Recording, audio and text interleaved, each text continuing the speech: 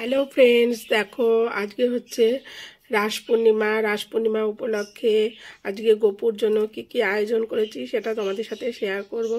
চলো, এখানে বানিয়েছি হচ্ছে লুচি লুচি বানিয়েছি, লুচি সুচি করেছি।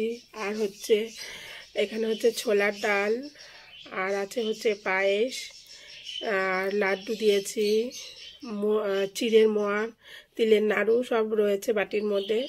ঢাকা পড়ে গেছে, দেখা যাচ্ছে না।